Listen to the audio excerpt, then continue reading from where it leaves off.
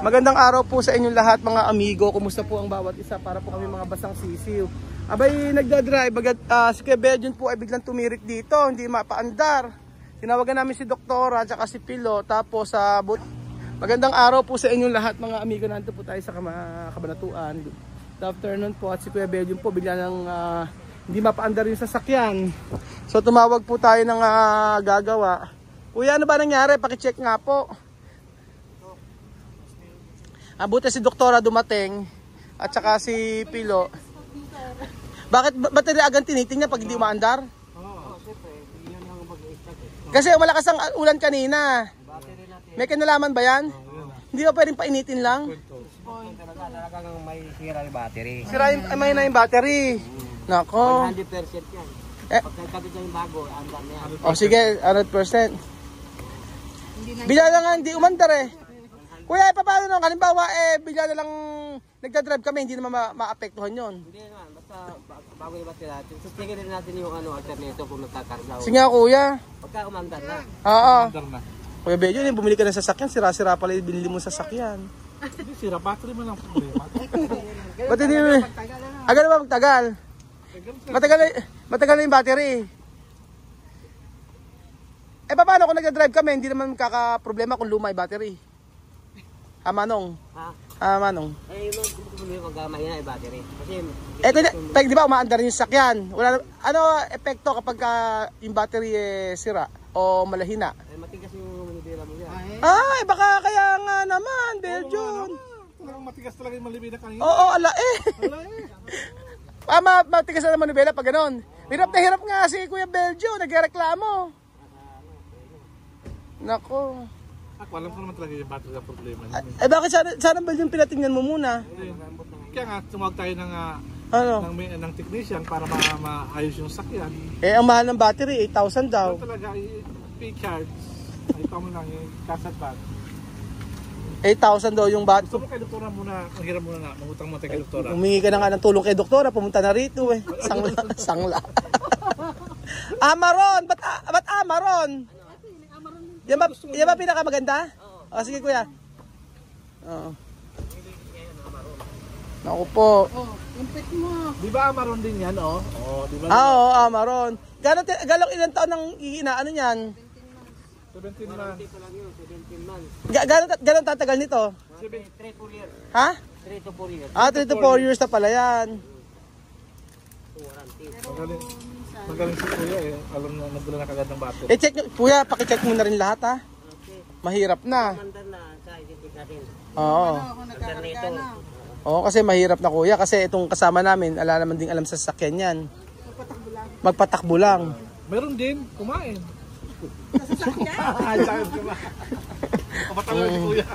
Ayan nga. Saan ba kayo nakapwesto kuya? Sa Santiago. Ikaw, siya kontak mo? Ikaw kontak mo? Lagi nga ako tumatawag. Bakit lagi ka nasisiraan? Hindi yun, kahit yung sa mga nasa office. Ikaw ano? Anong tawag ko? Mainam nga pupunta rin eh. Ano? Kasi may papasok-pasok ka dito sa start. Oo.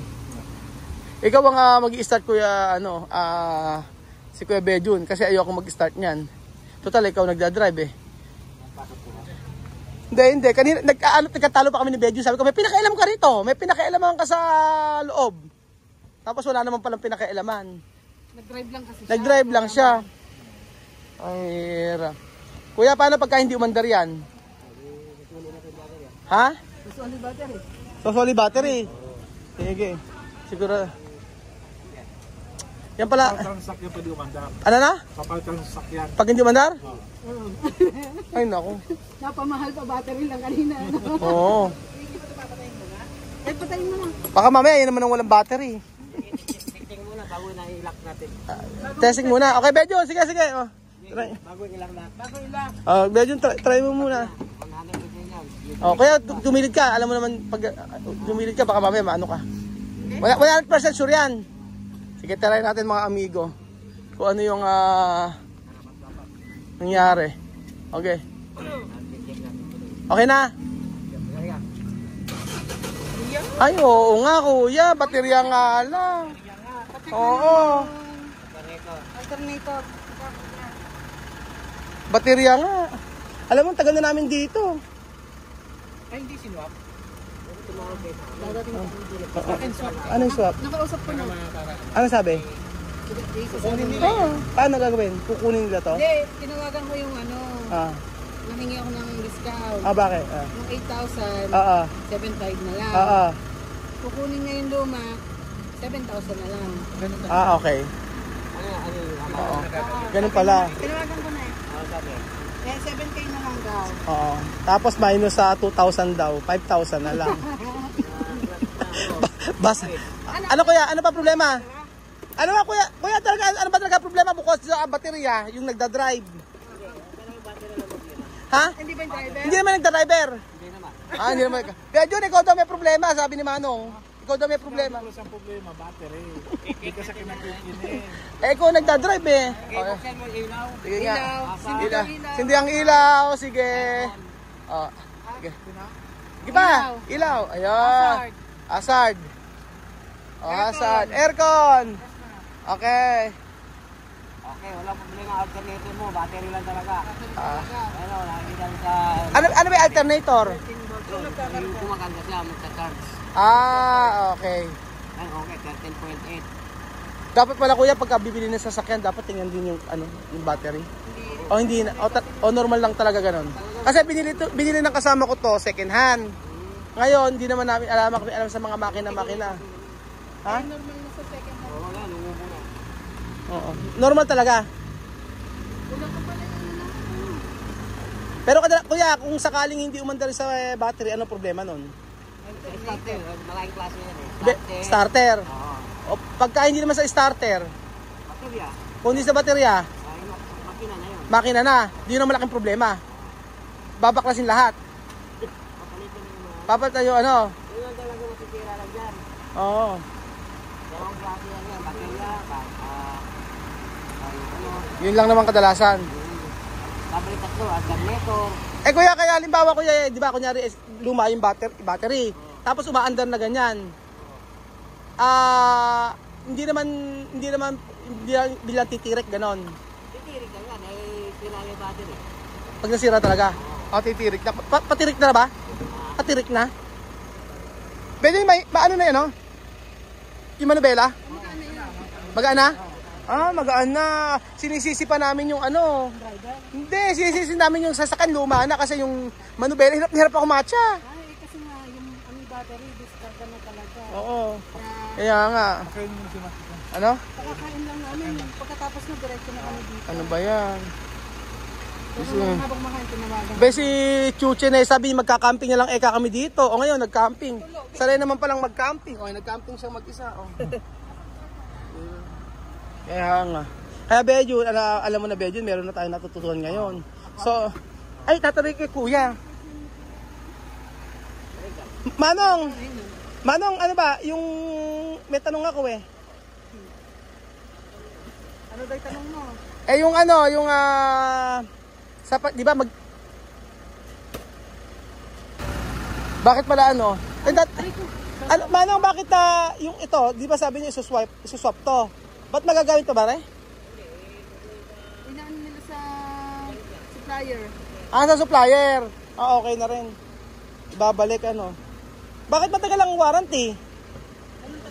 Ganun talaga? Sa akin, 18 months. Yung kay Pinto, 21 months. Depende sa ano. Wala kasi kaming alam sa sasakyan. Si Kuya Belgian lang ang laging nagdadrive nito eh. Pero na-try mo Belgian? Sasakyan. Na-try mo na malambot yung ano? Manubela? Lumambot. Tawakan mo. Oo. Ang lakas, di ba? Ang napalitan na namin dyan, alam mo ano, busina. Tapos papalagyan namin ng sayo mo. Yung pender. Ano ba yung ganon? Oo, hindi maganda eh. Sensories. Napagastos pa si Kuya Belgian. Sensories. Ganun talaga. Oo. Kano po yan? Ay, 7,000. Hindi, ako na magbabayad. Ha? Ako na magbabayad yan. Utangin ko muna. Hindi, mamabay sa'yo, ako na magbabayad. Kasi, Service daw niya. oo. Magkano yung service kuya? Sige. Tapos, yun. May service. Tago mo Kuya Belgian para sa ano. Manong, kahit ba sa kabanatuan, pwede ka pumunta. Bosok, Sakop ng Kabanatuan. Ah, sige. Hanggang Santa Rosa. 200. Baler, hindi kaya? Ay, di na. Bakit? Ha? Bulacan, hindi kaya? Manila. Ano ba yan? Dito ba? Laki sandaan. Samar. Siya pa nagbayad, Deju. Mayaman ang Tito Ben, walang barya, walang isandaan. Nakabili na ng sakyan, naka-LL. Nakaka-LL, Tito Ben, yung isandaan may tubo yun. Medyo may tubo yan. Pagka lumagpas na hanggang mamaya.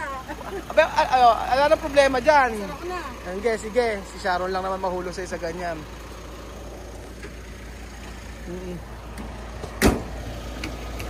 Ano, Mana, may tanong pa ako isa last na. Dahil bawa, di ba umaandar, mahina yung battery. May possible ba na biglang titirik na ganon? Shutdown.